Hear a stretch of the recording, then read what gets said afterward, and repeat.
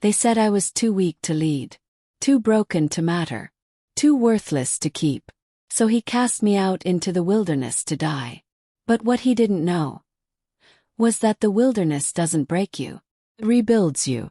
And when I returned, I wasn't the trembling Omega he discarded. I was the Alpha Queen every pack feared and desired. And now he's the one on his knees, begging. Before we begin this journey together, I need you to do something for me. Hit that subscribe button right now. Because stories like this, stories of transformation, revenge, and reclaiming your power, they don't come around every day. And trust me, you'll want to hear every single word of what happens next. Also, tell me the city you're watching from so I can send you a hug. Drop it in the comments below. I read every single one, and I love knowing where my pack is listening from across the world. Now, let me take you back to where it all began. My name is Marguerite. At least, that's the name I was born with. The name whispered by my mother before she died, bringing me into this world. The name that meant pearl. Something precious, something rare. But in the Shadowpine pack, I was never treated like something precious. I was treated like a burden. You see, I was born under a blood moon, which the pack elders said was a curse. My mother hemorrhaged on the birthing bed, and with her last breath, she held me close and whispered that I would be stronger than anyone could imagine. The midwife said my mother smiled as she said it, even as the life drained from her eyes. My father, Aldrich, was the beta of our pack, strong, respected, loyal to a fault. But after my mother's death, something inside him withered. He looked at me and saw only the reason his mate was gone. He raised me, yes, but with the cold efficiency of duty, not love. I grew up knowing I was the price paid for my own existence. Still I tried. By the moon goddess I tried. I trained harder than any other wolf in our pack. I woke before dawn to run the mountain trails until my paws bled. I studied pack law, history, strategy. I learned to track, to hunt, to fight. I pushed my body beyond its limits, trying to prove I was worthy of the Shadowpine name. But there was one problem. I couldn't shift. Oh, I could feel her, my wolf. She was there, curled up inside me like a sleeping beast, but she wouldn't wake. Wouldn't emerge. Every full moon, while the other young wolves underwent their first transformations amid howls of joy and pride, I stood on the sidelines, feeling that ache deep in my bones as my wolf remained dormant. The pack called me Halfling. Some called me worse. And then there was Thaddeus. Thaddeus Blackthorn, alpha of the Shadowpine pack, was everything an alpha should be. Powerful, commanding, devastatingly handsome with eyes like winter ice and hair black as a raven's wing. He moved through the pack with the fluid grace of a born predator, and when he spoke, everyone listened, including me, especially me, because Thaddeus Blackthorn was my mate. I'd known it since I turned 18, when the mate bond snapped into place during the summer gathering. I was helping to serve the feast when our eyes met across the bonfire, and the world tilted on its axis. The bond hummed through my veins like electricity, and for one perfect moment, I saw recognition in his eyes too. But then his expression shuttered. He looked away. And he never acknowledged the bond again. For 2 years, I lived with that golden thread connecting us, feeling every emotion that bled through from his side. His anger, his frustration, his contempt. The bond that should have been a blessing became a torment, because I could feel exactly how much he despised being tied to someone like me. Someone weak. Someone who couldn't even shift. I told myself it would get better. That once my wolf emerged, he would accept me. That I just needed to be patient to prove myself worthy. I was such a fool. The night everything changed was the night of the Alpha Summit. Once every 5 years, all the packs in our territory gathered to reaffirm alliances, settle disputes, and demonstrate their strength. It was a grand affair held in a massive clearing deep in the forest, with bonfires blazing and hundreds of wolves from a dozen different packs. Shadowpine's reputation was on the line, and Thaddeus was determined to show our pack's dominance. I wasn't supposed to be there. Halflings weren't permitted at the summit. It was only for full wolves. But my father, in a rare moment of what I thought was kindness, had secured me a position helping with the preparations. I would stay behind the scenes, he said. Out of sight. I should have known better. Everything went wrong so quickly. I was carrying supplies to the food tents when I overheard voices. Thaddeus's voice, specifically, coming from a cluster of trees near the edge of the gathering. He was speaking with Aldrich, my father, and their voices were tense. She's a liability, Thaddeus was saying. The other alphas already mock us for harboring a halfling. Do you know what the Riverwood alpha said to me tonight? He asked if Shadowpine had grown so weak that we couldn't even produce wolves capable of shifting. She's trying, Alpha. Give her time. Time. Thaddeus's laugh was bitter. She's had 20 years, Aldrich. 20 years, and she's still as human as the day she was born. The pack is restless. They question my strength, my judgment. They wonder why I keep her around. My father's voice dropped so low I almost couldn't hear it. Is it because of the bond? The silence that followed was deafening. That bond is a mistake, Thaddeus finally said, and each word was a knife through my heart. A cruel joke by the moon goddess. I am alpha of one of the strongest packs in the territory. My mate should be powerful, fierce, capable of standing at my side and commanding respect.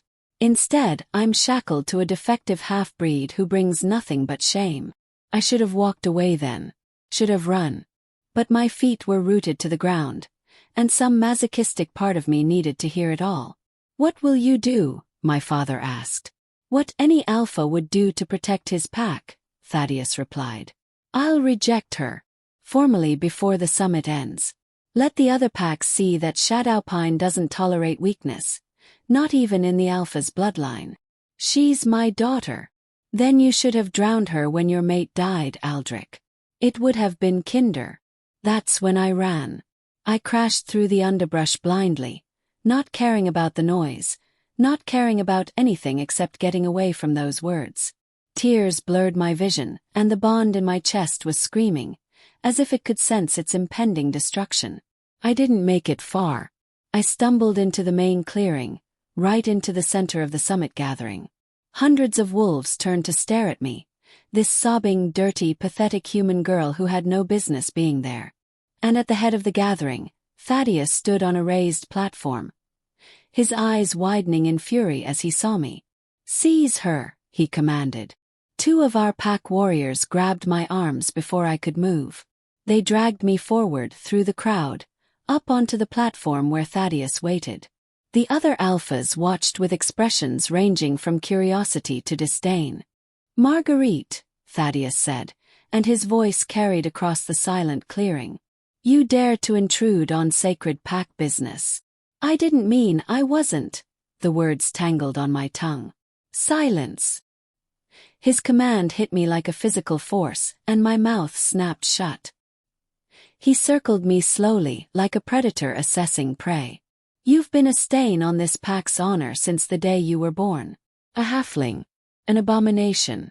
And yet we sheltered you, fed you, trained you, all in the hope that you might one day prove yourself worthy. He stopped in front of me, and those ice-blue eyes were colder than I'd ever seen them. But you haven't, have you? You're as weak and useless as you've always been. The bond was thrashing in my chest, trying to reach for him, but I forced it down. I lifted my chin and met his gaze, even as tears streamed down my face. Then reject me, I whispered. If that's what you want, just do it and be done with it. Something flickered in his expression. Surprise maybe, or was it regret? But it vanished as quickly as it appeared. Very well, he said. He raised his voice so every wolf present could hear. I, Thaddeus Blackthorn, alpha of the Shadowpine Pack, reject you, Marguerite Aldrich's daughter, as my mate. I sever the bond between us and cast you out from this pack and my life. The pain was instantaneous and excruciating. It felt like someone had reached into my chest and ripped out my heart with their bare hands. The golden thread that had connected us for 2 years snapped with an audible crack that I was certain everyone could hear. I fell to my knees, gasping, as agony radiated through every cell of my body. Through the haze of pain, I heard Thaddeus continue speaking. Furthermore, for the crime of trespassing on sacred ground and bringing shame to this pack, I hereby banish you from Shadowpine territory. You have until dawn to leave. If you're found within our borders after sunrise, you'll be hunted down and killed as a rogue." I looked up at him through my tears. "You're sending me out there to die." He smiled, but there was no warmth in it. "If you die, then you were always as weak as I believed. If you survive," he shrugged, "then perhaps the moon goddess has other plans for you. Either way, you're no longer my concern." The warriors released my arms, and I collapsed fully onto the platform. Around me, the wolves of the summit whispered and murmured. I could feel their judgment, their pity, their satisfaction at seeing someone brought so low. My father stood at the edge of the platform. Our eyes met, and I silently begged him to intervene, to say something, to claim me as his daughter even if I couldn't be Thaddeus's mate. But Aldrich just looked away. That hurt almost as much as the rejection. I don't remember getting up.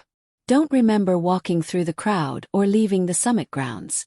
The next thing I knew, I was deep in the forest, stumbling through the darkness with no direction, no plan, no hope.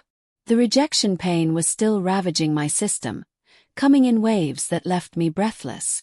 But I kept moving because if I stopped, I knew I would never get up again. Dawn was still hours away when I finally collapsed beside a stream. I curled up on the cold ground, shivering, and stared up at the moon through the canopy of trees. "Why?"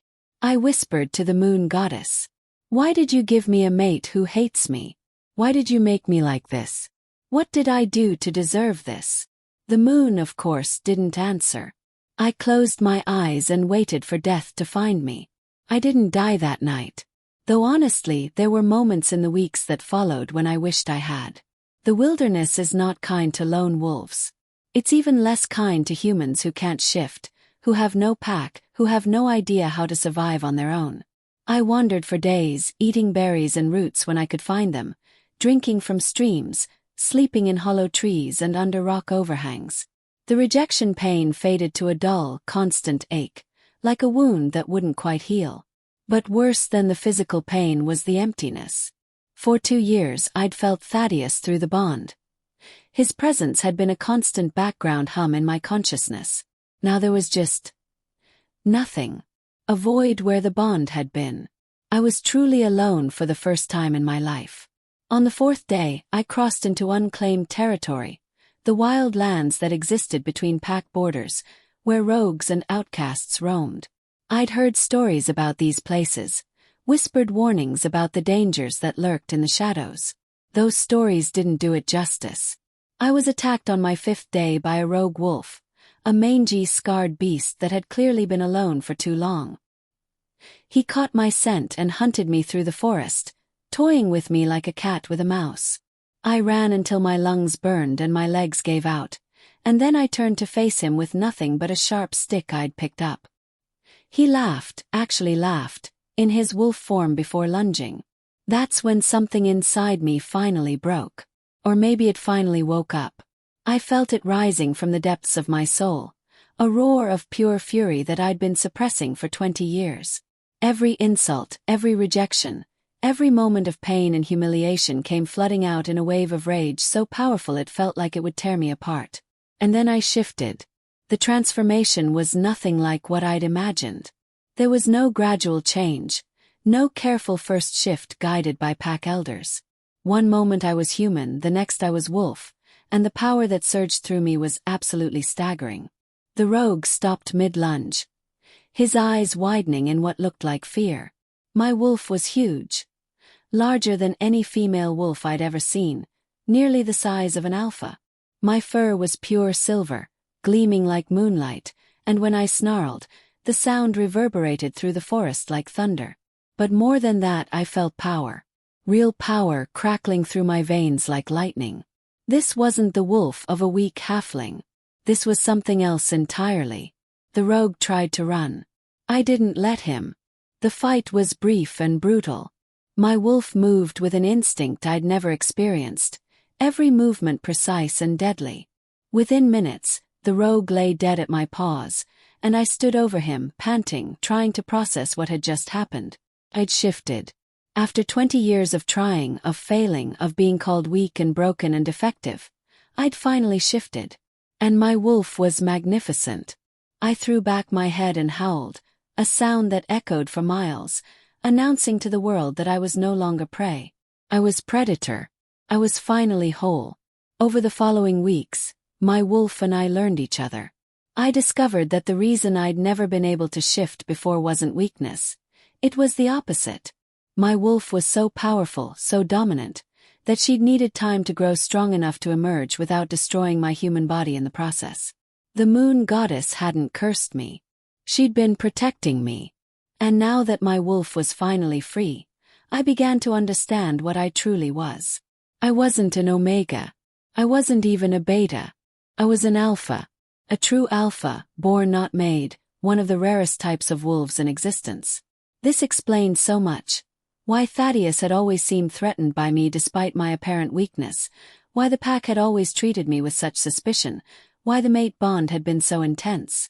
The moon goddess had paired two alphas together, and Thaddeus had rejected me not because I was weak, but because on some instinctive level, he'd sensed how strong I really was. And he'd been afraid. This realization changed everything. I stopped wandering aimlessly and started exploring with purpose. I hunted, I grew stronger, I learned to trust my instincts. And as I traveled through the wild lands, I discovered something unexpected. I wasn't the only outcast out here. The first one I encountered was a she-wolf named Beatrice. She was older than me, maybe 40, with gray-streaked fur and wise eyes. She'd been banished from her pack 15 years earlier for refusing to accept an arranged mating. She'd survived alone in the wilderness ever since, bitter and isolated. When she caught my scent and tracked me down, I expected a fight. Instead, she sat down across from my campfire and studied me with curious intensity. "You're an alpha," she said finally. It wasn't a question. "So I've recently learned," I replied. "And you're out here alone. Banished." He nodded. Beatrice was quiet for a long moment. Then she said, "I've been alone for 15 years. It's a hard life being packless. Wolves aren't meant to be solitary creatures." "I know," I whispered. "But you," she leaned forward, and her eyes were suddenly intense. "You could change that. An alpha like you, with your power. You could build something new. Something better." "What are you talking about?" "A pack," Beatrice said simply. "Your own pack. There are dozens of us out here. Wolves who were rejected, banished, cast out for reasons both fair and unfair. We're scattered and isolated, but we don't have to be. With a true alpha to lead us, we could be something more." The idea was insane. It was also the first thing that had made sense since my banishment. I looked at Beatrice across the firelight and felt something stir in my chest. Not the mate bond, but something equally powerful. The pull of pack, the need to belong and to provide belonging for others. "How would we even start?" "Yes." She smiled. "Leave that to me. Building a pack from nothing is harder than any story makes it sound." It took months of traveling through the wild lands, seeking out lone wolves and convincing them to join us.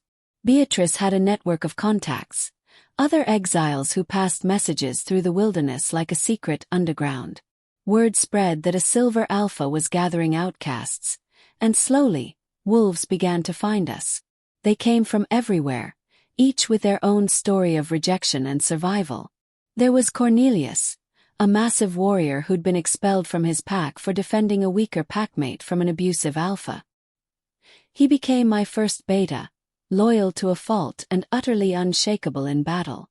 There was Winifred, a healer who'd been cast out for practicing forbidden magic, which really just meant she understood herbs and medicines better than her pack's superstitious elders wanted to admit. She became our pack doctor, teaching others her knowledge. There was Bartholomew, a young wolf barely past his first shift, who'd been abandoned by his pack when they couldn't feed another mouth during a harsh winter. He had a gift for tracking and scouting that proved invaluable. More came one by one. Wolves who were too strong, too weak, too different, too questioning. Wolves who'd loved the wrong person, challenged the wrong authority, or simply been born at the wrong time. Each one had been thrown away by the packs that should have protected them. And each one I welcomed. We settled in a hidden valley deep in the wild lands, near a place the old maps called Whispering Falls. There was fresh water, plenty of game, natural defenses, and most importantly, it was far enough from claimed pack territory that we wouldn't be immediately threatened. We built our new home with our own hands, or paws as the case often was. Simple structures at first, barely more than shelters, but they were ours. Every log placed, every stone stacked, was a declaration that we mattered, that we deserved a place in this world.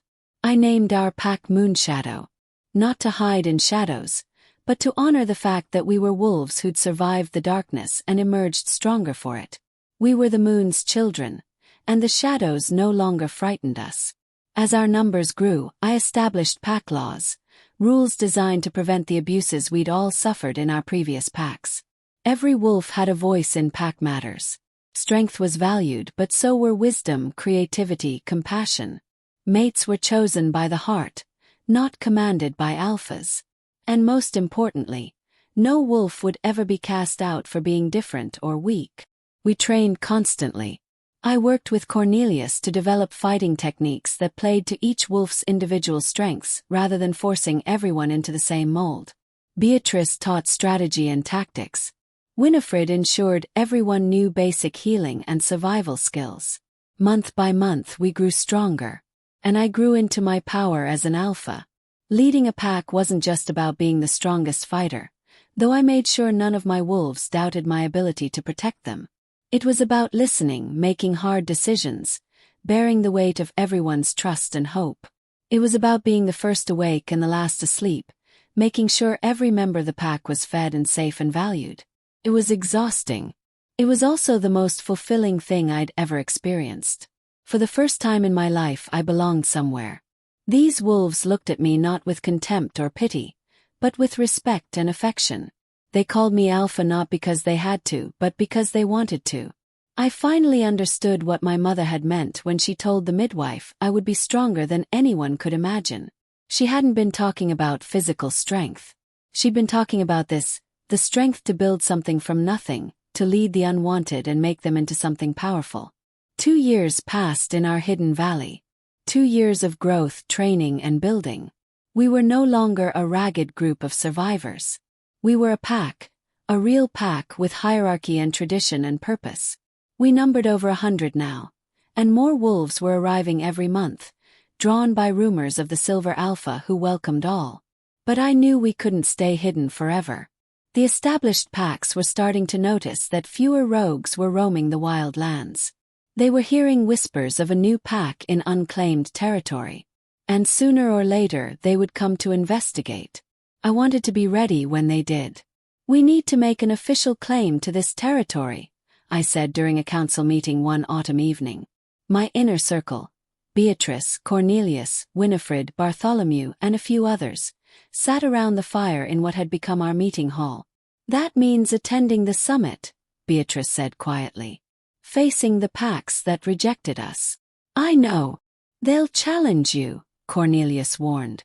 "The other alphas won't accept a new pack easily, especially one led by a banished wolf. They'll see it as a threat." "Let them challenge me," I said, and my wolf's power rumbled through my voice. "We've earned our place in this world. It's time we stopped hiding and claimed it." Winifred studied me with her knowing healer's eyes. "This is about more than just our pack, isn't it? You want to face him." She didn't need to say his name. Everyone in my inner circle knew my story, knew about Thaddeus and the rejection that had set me on this path. "I want him to see what he threw away," I admitted. "I want every alpha who ever cast out a packmate to see that the wolves they deemed worthless can rise higher than they ever imagined. I want to look Thaddeus Blackthorn in the eye as an equal and make him regret every word he said to me." "Revenge?" Bartholomew asked, and there was no judgment in his tone, just curiosity. "Justice," I corrected. "There's a difference." The council was silent for a moment. Then Cornelius started to smile, and it was the kind of smile wolves make before a hunt. "Well then, Alpha," he said. I suppose we'd better make sure you look absolutely terrifying when we arrive at the summit. The Alpha Summit came around again exactly 5 years after my banishment. We prepared for months. Our wolves practiced formation drills until we could move as one seamless unit. Winifred crafted formal pack regalia using dyes from local plants and leather from our hunts. We rehearsed protocol and etiquette, because while we might be outcasts, we would not be dismissed as ignorant rogues. When the time came, we traveled to the summit grounds with a delegation of 50 wolves. Half our pack, representing the best we had to offer. The others remained behind to guard our territory. I led from the front, walking in my wolf form with Cornelius and Beatrice flanking me. My silver fur had grown more lustrous over the years, and I'd grown even larger. I was now bigger than most male alphas. I wore a collar of black leather studded with moonstone, a symbol of leadership that Winifred had crafted specially for this occasion. We emerged from the tree line just as the sun was setting, entering the same clearing where I'd been rejected and banished 5 years before. The reaction was immediate and dramatic. Hundreds of wolves turned to stare at us. Conversations died mid-sentence. Warriors reached for weapons instinctively. And on the central platform where the alphas gathered, I saw Thaddeus Blackthorn freeze. His eyes widening in shock as he recognized me. I shifted to my human form, standing tall and proud. I wore a dress of deep midnight blue that Winifred had made, simple but elegant, with silver embroidery that caught the firelight. My hair, which I'd let grow long, fell in waves down my back. I looked nothing like the broken, sobbing girl who'd been cast out from this very spot. I am Marguerite Moonshadow, I announced, my voice carrying clearly across the silent clearing. Alpha of the Moonshadow Pack. I come to formally claim the territory known as Whispering Falls Valley and to request recognition from this summit. The silence stretched for several heartbeats. Then chaos erupted. Alphas shouted over each other. Some demanded we be expelled immediately. Others called for challenges. A few, a very few, looked intrigued rather than angry. The wolves who'd banished their own packmates seemed particularly agitated, perhaps sensing that our presence here threatened the absolute power they held over their packs. Through it all, Thaddeus remained frozen, staring at me with an expression I couldn't quite read. Finally, the High Elder called for order. She was an ancient wolf named Augustina, who served as neutral arbiter for the summit. She banged her staff 3 times, and gradually the noise subsided. Marguerite Moonshadow, Augustina said, her voice creaky but strong. You were banished from Shadowpine 5 years ago. Banished wolves are forbidden from forming packs under traditional law. Traditional law applies to rogues and criminals, I replied calmly. I was neither. I was rejected by my mate and banished unjustly. Furthermore, traditional law states that a true alpha, one born not made, has the inherent right to form a pack, regardless of their previous status. Murmurs rippled through the crowd. True alphas were rare enough that the law regarding them was ancient and seldom invoked.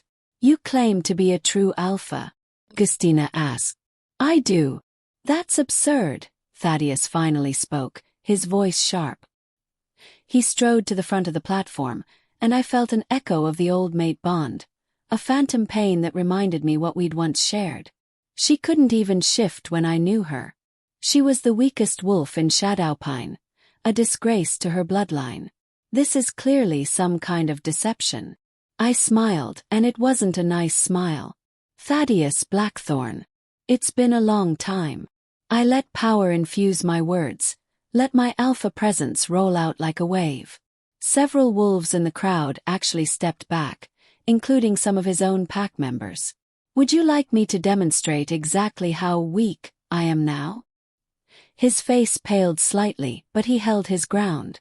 If you're truly an alpha, then you won't object to the traditional challenges. Any pack claiming territory must prove their strength through trial by combat. I'm aware of the tradition, I said. And I accept. Augustina looked between us with ancient, knowing eyes. Very well. As per summit law, Marguerite Moonshadow may face up to 3 challenges from established alphas. If she wins all three, Moonshadow Pack will be recognized and their territory claim will be honored. If she loses any challenge, her pack will be dissolved and her wolves absorbed into the victorious Alpha's pack. The stakes were clear. If I failed, I wouldn't just lose my own freedom. I'd lose everything my pack had built, and condemn all my wolves to serve under Alphas who'd already proven themselves cruel. I couldn't fail. Who challenges first? Augustina asked. A large male Alpha stepped forward, Reginald of the Ironwood Pack if I remembered correctly. He was known for his brutality, the kind of Alpha who ruled through fear rather than respect. I challenge, he growled. And when I win, I'll take great pleasure in teaching this upstart female her proper place. Cornelius snarled behind me, but I held up a hand to stop him. I accept your challenge, Reginald, I said sweetly. Try not to die too quickly. I'd hate for this to be boring. We shifted simultaneously. Reginald was a brown wolf, large and heavily muscled, with scars that spoke of many battles. He was probably used to intimidating opponents before the fight even began. But I was larger, and I was faster, and I had spent 5 years learning to fight not just with strength, but with intelligence and precision. The fight was over in less than 2 minutes. I let him make the first move, dodging his lunge easily. He was strong but predictable, the kind of fighter who relied on overwhelming force. When he came at me again, I met him head-on, and the impact of our collision echoed across the clearing like thunder. We grappled, snapping and snarling, but I was stronger. I got my jaws around his throat, not biting down, just holding, and forced him to the ground. He struggled for a moment, then went still in submission. I released him and stepped back, shifting to human form. First challenge complete, I said calmly, not even breathing hard. Reginald shifted back as well, looking dazed and humiliated. He slunk away without meeting anyone's eyes. Second challenge? Augustina asked. This time, a female Alpha stepped forward, Cordelia of the Riverwood Pack. She was lean and quick, with copper-colored fur, and reputed to be one of the finest tactical fighters in the territory. Our fight lasted longer, nearly 10 minutes of vicious, skilled combat. She was good, I'd give her that. But I'd trained with Cornelius, who was better, and I'd spent years fighting to survive in the wild lands where one mistake meant death. I won by pinning her with a combination move she never saw coming. 2 challenges down. The clearing was completely silent now. Even the wolves who'd been most vocally opposed to my presence seemed stunned. The ease with which I'd defeated 2 established Alphas had made it clear that I was no pretender. Third challenge. Augustina's voice was softer now, almost gentle. I knew who it would be before he stepped forward. Thaddeus Blackthorn moved to the center of the clearing. His ice-blue eyes locked on mine. When he shifted, his wolf was magnificent, black as midnight with those same striking blue eyes. He'd always been powerful, always been dangerous. But so was I. We circled each other slowly, and I could feel the phantom pain of our severed bond pulsing between us. On some level, our wolves still recognized each other, still yearned for what could have been. I crushed that weakness ruthlessly. You've changed, he said, his wolf's voice rough in my mind. We were close enough that alpha telepathy engaged. But you're still not strong enough to lead. Keep telling yourself that, I replied. Maybe you'll believe it even as I tear you apart. He lunged. The fight that followed was brutal and intimate in equal measure. We knew each other's fighting styles, could anticipate moves before they came. But I'd grown and changed in ways he couldn't have predicted, while he'd stayed exactly the same. He was still strong, still fierce. But I was stronger. I was fiercer. And I had 5 years of rage fueling every bite, every slash, every move. I could have killed him. There were at least 3 moments where I had an opening for a lethal strike. My wolf howled for his blood, demanded retribution for the pain he'd caused us. But I didn't kill him. Instead, I did something worse. I dominated him completely, putting him on his back with my jaws around his throat, forcing him into the most submissive position one wolf could take with another. I held him there for what felt like an eternity, making absolutely certain every wolf present saw Thaddeus Blackthorn, Alpha of Shadowpine, utterly defeated by the weak halfling he'd cast away. Only then did I release him and step back. I shifted to human form, standing over him as he lay gasping in the dirt. "You were wrong about me," I said quietly, but my voice carried. "You were wrong about what strength means. You were wrong about what makes a good alpha. And most of all, you were wrong to think that you could break me." I turned away from him to address Augustina and the assembled summit. "I have defeated all 3 challenges. Moonshadow Pack claims Whispering Falls Valley as our territory. We ask for nothing from the other packs except recognition and respect. We will honor the borders, follow summit law, and live in peace with our neighbors." Augustina was silent for a long moment, studying me with those ancient eyes. Then she smiled, actually smiled, and banged her staff 3 times. "By the authority granted to me as High Elder of the Summit, I recognize Moonshadow Pack as a legitimate pack under territorial law. Marguerite Moonshadow is confirmed as Alpha, and Whispering Falls Valley is acknowledged as their sovereign territory." The clearing erupted in noise, some cheering, some protesting, but the decision was made. We'd done it. We were officially recognized. My wolves howled in triumph, and I joined them, throwing my head back and letting out a howl that echoed across the mountains.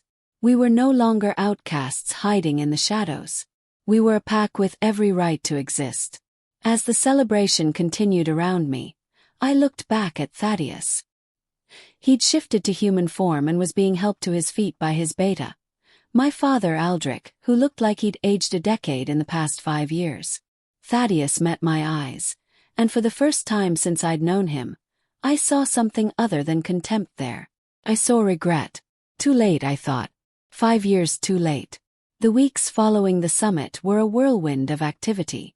Our official recognition meant we could now trade with other packs, attend inter-pack gatherings, and most importantly, we no longer had to fear being hunted down as rogues. Wolves who'd heard rumors of Moonshadow but had been too afraid to join us while we were unrecognized now began arriving in steady streams. Our population swelled to nearly 200. We expanded our settlement, building proper homes, a communal hall, a training ground, even a small school for our younger wolves. Whispering Falls Valley transformed from a hidden refuge into a thriving community. But with legitimacy came new challenges. Other packs began testing our borders, seeing if we were truly as strong as we'd demonstrated at the summit. We had to repel several incursions in those first months. Nothing major, just dominance displays and territorial posturing. Each time we sent them running, and gradually, the other packs learned to respect our boundaries. Trade negotiations were tricky. Some alphas refused to deal with us out of principle. They saw us as a dangerous precedent, proof that banished wolves could rise to power. Others were more pragmatic, recognizing that we had resources they wanted and vice versa. And then there was the Shadowpine problem. Thaddeus had grown strangely quiet after the summit. Where I'd expected retaliation or at least aggressive posturing, there was instead nothing. Shadowpine kept to their territory, we kept to ours, and for several months, it was as if we existed in separate worlds. Until the night he showed up at our border. It was late winter, 6 months after the summit. I was doing a perimeter check with Cornelius when we caught an unfamiliar scent near the northern boundary. Not unfamiliar, actually. Painfully familiar. Thaddeus was waiting at the border marker, alone and in human form. He wore simple traveling clothes, no weapons, and his hands were raised in a gesture of peace. "I need to speak with you," he called out when he saw us.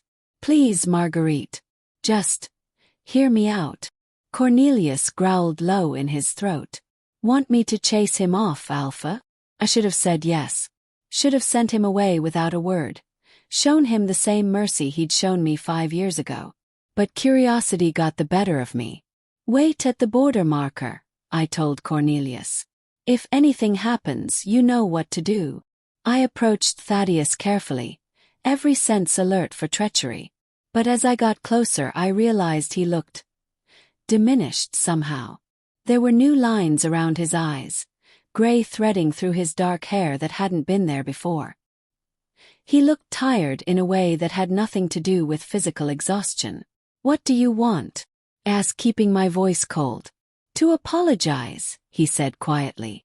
I laughed, a harsh sound. "Now? After everything, you want to apologize now? I know I don't deserve your forgiveness." "You're right. You don't. But I need to say this anyway." He took a breath. "I was wrong. About you, about strength, about what it means to be an alpha. I let fear and pride control me, and I hurt you in ways I can never take back." "Why?" The question burst out of me before I could stop it. "Why did you hate me so much? Was it really just because I couldn't shift?" "I didn't hate you," he said, and he sounded anguished. "That's what makes it worse. I was attracted to you from the moment the bond formed. You were beautiful, intelligent, determined, everything I should have wanted in a mate. But you couldn't shift, and the pack saw that as weakness, and I was terrified." "Terrified of what?" "Of looking weak myself," he admitted. "I'd only been alpha for 2 years when we bonded. I was still proving myself, still cementing my authority. And then the moon goddess paired me with a halfling, and I knew what the other alphas would say, what my own pack would think.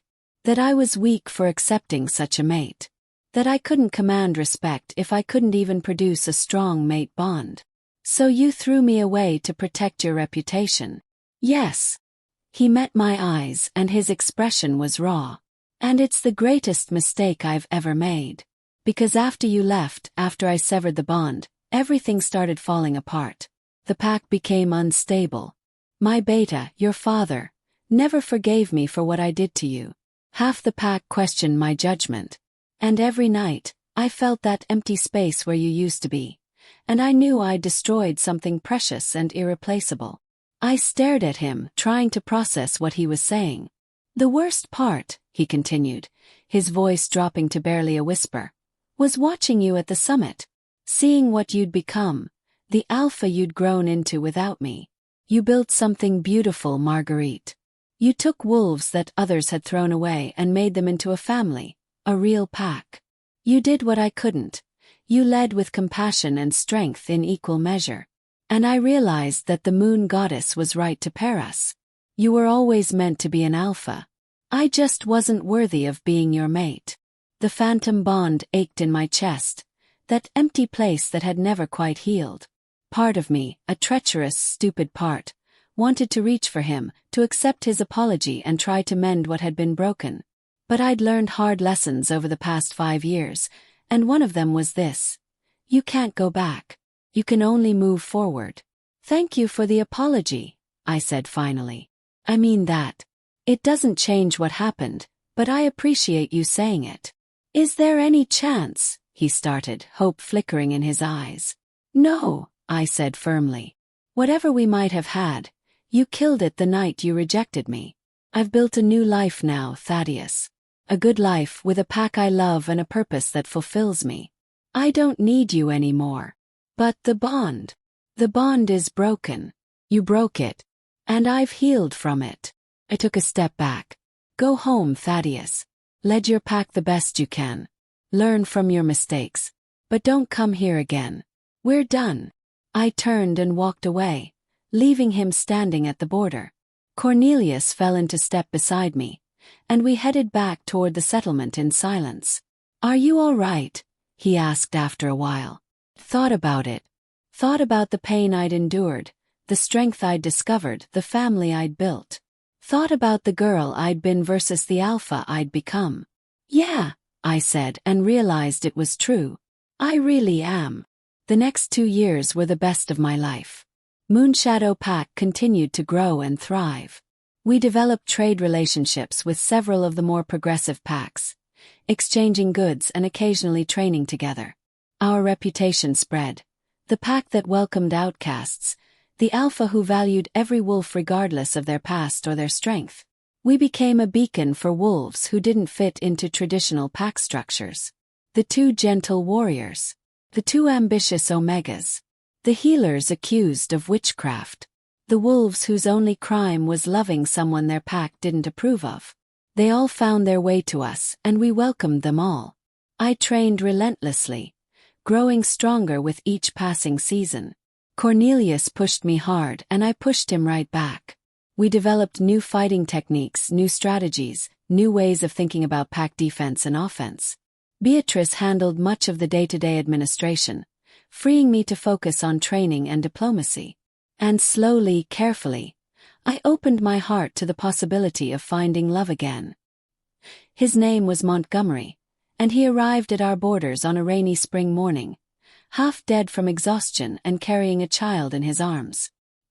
He'd been a warrior in the Northwind Pack until his alpha ordered him to participate in a culling of weak pack members. Older wolves, disabled wolves, anyone deemed a burden. Montgomery had refused, grabbed his young nephew, and run. The Northwind hunters had chased them for days before Montgomery crossed into our territory and collapsed at our border marker. Winifred saved his life, working for 3 days straight to heal his injuries and nurse him back from the brink. The boy, whose name was Everett, recovered faster and bonded immediately with our younger wolves. When Montgomery was well enough to talk, I sat by his bedside and listened to his story. He spoke of the horror he'd witnessed, the cruel alpha he'd served, the impossible choice he'd been forced to make. "I understand if you can't let us stay," he said quietly. "I'm a fugitive from a recognized pack. That could cause problems for you politically." "The Northwind Alpha is a tyrant," I replied. "And you saved a child's life. You'll both stay as long as you want." The gratitude in his eyes made something warm bloom in my chest. Montgomery integrated into the pack quickly. He was a skilled warrior, yes, but also gentle with the younger wolves, patient when teaching, and possessing a quiet humor that made everyone around him smile. He never presumed on my time or attention, but whenever I looked up from whatever I was doing, I seemed to find him nearby, helping with construction, running training drills, playing with the children. It was Beatrice who finally said what everyone else was too polite to mention. "He's courting you, you know," she said one evening as we watched Montgomery teach a group of young wolves a complicated defensive maneuver. "What? No, he's just." "He's courting you," she repeated firmly. "And unless I'm very much mistaken, you're interested." Was I? I examined my feelings carefully, trying to separate attraction from friendship, desire from mere appreciation. But watching Montgomery laugh as one of the young wolves successfully executed the move, seeing the pride on his face and the kindness in his eyes. Yes, I was interested. The moon goddess had given me a second chance at happiness. Would I be brave enough to take it? I waited until the training session was over, then asked Montgomery to walk with me. We followed the path along Whispering Falls, the sound of rushing water providing a natural privacy. "Beatrice says you're courting me," I said, deciding that direct was best. He stopped walking, a faint blush coloring his cheeks. She wasn't supposed to say anything. I was trying to be subtle. "Why subtle?" "Because you're the alpha," he said simply. "And you've been through enough without having to deal with an overeager pack member making unwanted advances. I wanted you to have space to decide for yourself if you were interested." My heart melted a little at that.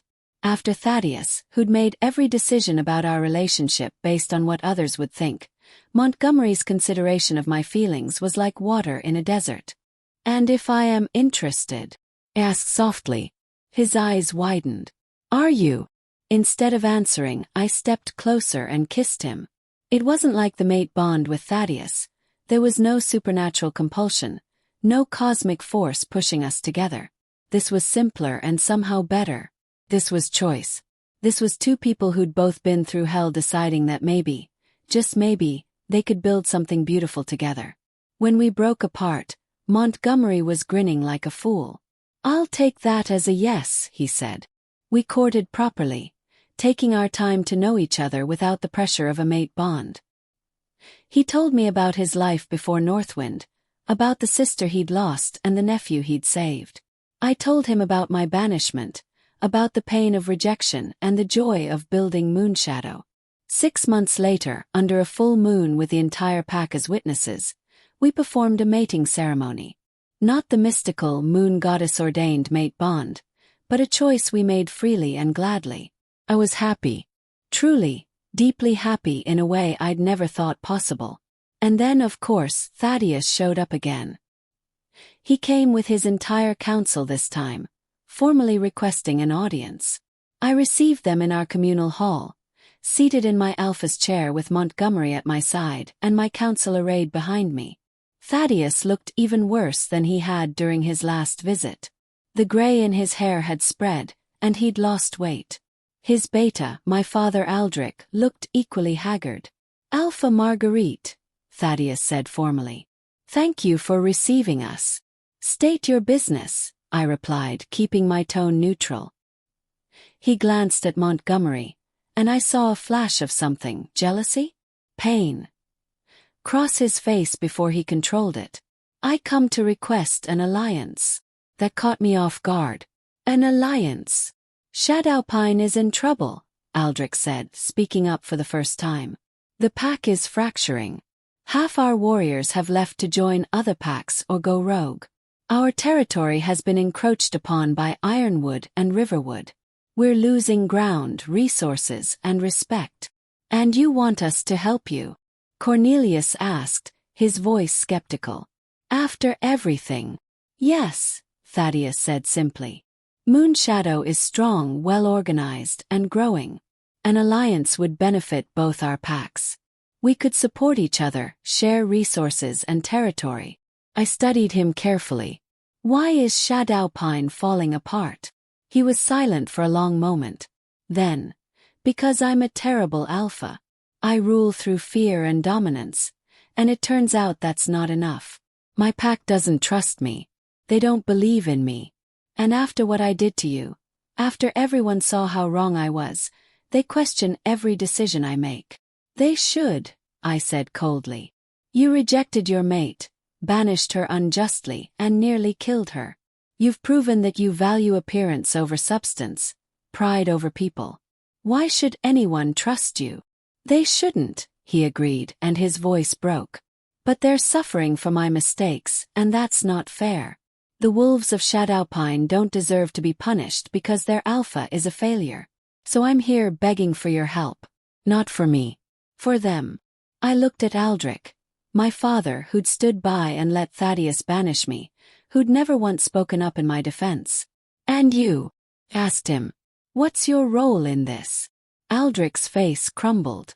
"I failed you as a father. I was so wrapped up in my grief over your mother that I couldn't see the treasure I had in you. And when Thaddeus rejected you, I chose my alpha over my daughter. I've lived with that shame every day since." "Good," I said harshly. "You should. I know." He met my eyes, and I saw genuine remorse there. "I don't ask for forgiveness. I know I don't deserve it. But please, if you can find it in your heart, help the pack. Help the wolves who had nothing to do with what happened to you." I looked at Montgomery, who squeezed my hand in silent support. Then at my council: Beatrice, Cornelius, Winifred, Bartholomew. They'd follow my lead whatever I decided, but I could see the question in their eyes. What kind of alpha did I want to be? I could refuse them. Let Shadowpine collapse under the weight of Thaddeus's failures. It would be justified, even righteous. They'd thrown me away, and now they'd reap what they'd sown. But I thought about all the wolves in Shadowpine who'd had nothing to do with my banishment. The young wolves who hadn't even been born yet. The Omegas and pack members who'd just been following their alpha's orders. Did they deserve to suffer? And more importantly, what message would refusing send to the territory? That Moonshadow only cared about its own. That we were no better than the packs that had rejected us. "I'll agree to an alliance," I said finally. "On my terms." Thaddeus sagged with relief. "Name them." "First, Shadowpine will acknowledge Moonshadow as an equal pack, with full voting rights at the summit and equal say in any joint decisions." "Agreed." "Second, any wolf from Shadowpine who wishes to transfer to Moonshadow may do so without penalty or pursuit." Thaddeus flinched but nodded. "Agreed." "Third, you will establish new pack laws modeled on ours. No more banishments without cause. No more forcing wolves into unwanted matings. Every pack member gets a voice. That will take time. Then you'd better start now, I said sharply. Those are my terms. Take them or leave them. He looked at his council, then back at me. We accept. Good. Understood. We'll formalize the alliance at the next summit. In the meantime, Moonshadow will send supplies and support to help stabilize your pack. But Thaddeus, this is your last chance. If you fail these wolves again, if you revert to your old ways, I'll personally see to it that Shadowpine is dissolved and every wolf is offered sanctuary elsewhere. Am I clear? Perfectly clear, he whispered. As they were leaving, Aldrich approached me one last time. Marguerite, he said quietly. I know I have no right to ask, but are you happy? I looked back at Montgomery, waiting for me by the fire. At Beatrice organizing the supply caravans. At Cornelius drilling the evening training shift. At Winifred mixing medicines while humming to herself. Yes, I said. I really am. Good. Aldrich's eyes were wet. That's all I needed to know. 5 more years passed. The alliance with Shadowpine proved successful, though not without challenges. True to his word, Thaddeus began implementing reforms, though it was slow going. Many of his older warriors resisted the changes, and several did indeed transfer to Moonshadow. We welcomed them, integrated them, and watched as Shadowpine slowly transformed from a pack ruled by fear into something better. Thaddeus never fully recovered his authority, but he found something more valuable: humility. He learned to listen to his pack, to value their input, to admit when he was wrong. He would never be the alpha I was, but he became a better alpha than he'd been. He and I maintained a cordial but distant relationship.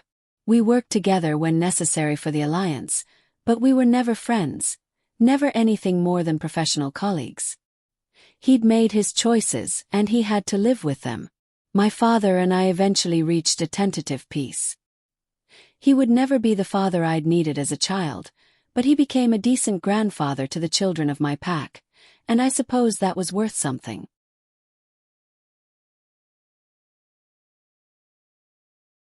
Moonshadow continued to flourish. We became known throughout the territory as the pack that defied convention, that proved outcasts could become legends. Young wolves from across the region spoke of us in whispered tones, and more than a few left their old packs to join us. Montgomery and I had 3 children, 2 boys and a girl. They grew up strong and loved, never doubting their worth or their place in the pack. I made sure of that.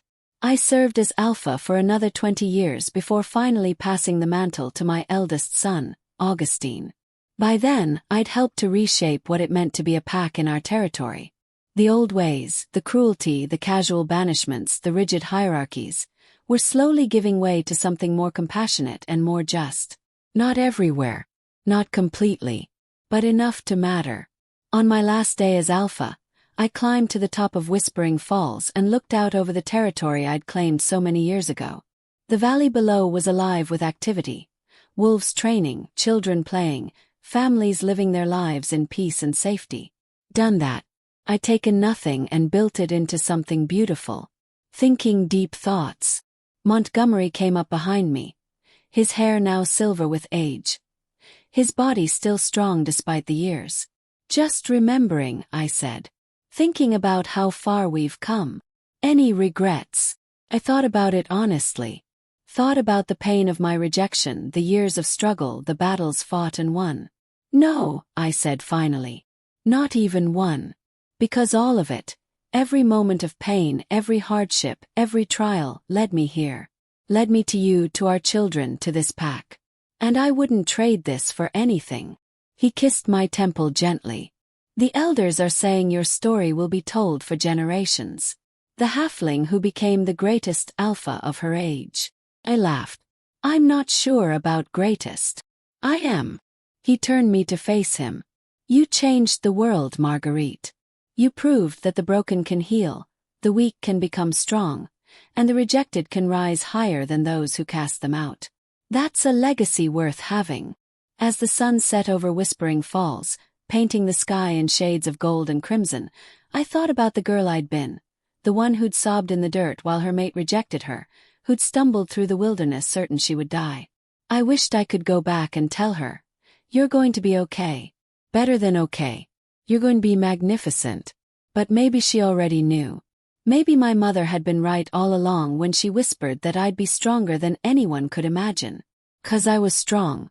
Not despite my rejection and banishment, but in some ways because of it. The pain had forged me into something unbreakable. The rejection had freed me to become who I was always meant to be. And in the end, that was the greatest revenge of all.